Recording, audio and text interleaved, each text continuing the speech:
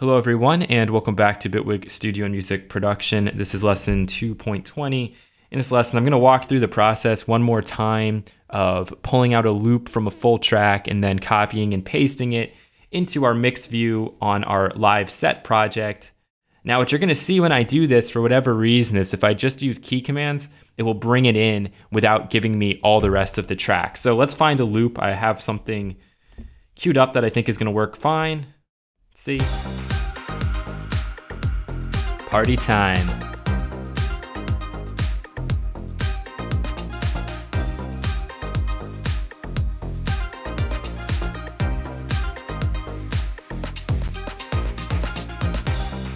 Okay, that sounds good enough for me.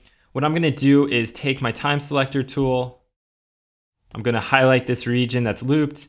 I'm going to select Command E to split, Command J to consolidate, go back to my object selector tool, Command C to copy, and Command V to paste. And now what you notice is it brought it in just like I wanted it to. I don't have anything extra on the left or on the right. And now I could select this, add my fades, and we can listen back to it one more time. Make sure it's working like we'd like. That's a horrible sentence. The other thing is, if you needed to, you could actually add in stretch markers inside of one of these little audio events, which I've done in a couple of these other clips to tighten up the loops, make them perfect. I don't probably need one here, but just to show you, I could double click and add a stretch marker and I could move this around if I wanted to. All right, very, very cool. So what do I have going on in here? And I'm just gonna give you an example of how you could organize one of your sets.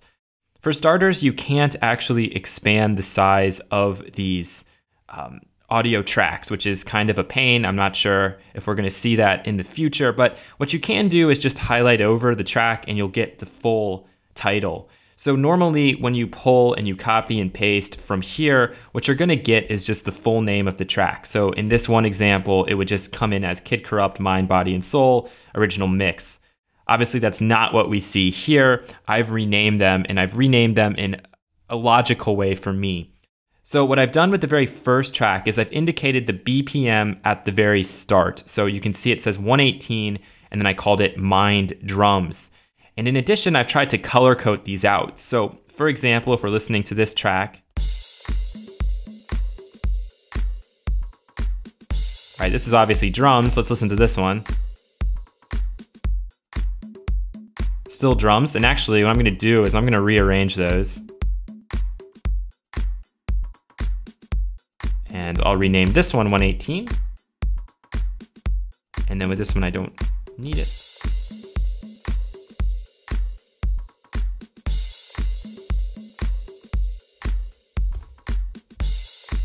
Cool, so just like that, I have mine drums and I'll add Simb for symbol. That will work for me. And now with this dark red one, I've indicated this as my color coding scheme to be bass coming in. Also a bit of the lead. I named this bass and lead. Then this green one, it has vocals in it. Somewhere in here it does.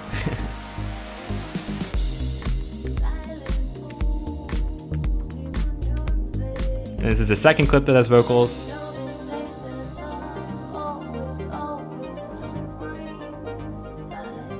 And then this last one is just a loop that I have from the outro, which I'd probably go back and make longer because I don't really like that loop now that I'm listening back to it. But you get the idea. So what I would kind of recommend you do is come up with your own naming and color coding system. And for the next track that I'd bring in onto this deck 1 track, I'd probably leave a space and we'll pretend like this was at 120.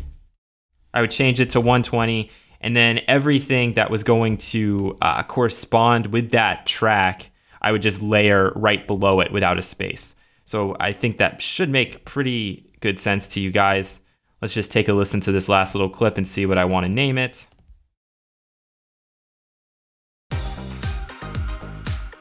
We'll call it Trust. Boogie Down.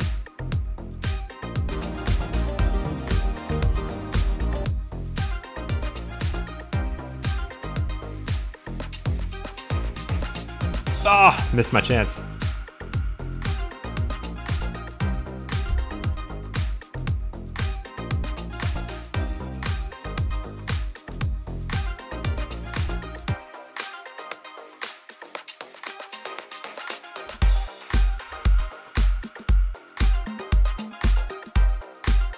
All right, and we could start doing, our mixing just like that, or however it is we wanted to do it. So I thought I would just show you guys that for right now. Maybe that will help a little bit. And we're going to be moving on to some other topics to make controlling all of this a little bit easier and more logical. Thank you for watching, and I will catch you again in the next lesson.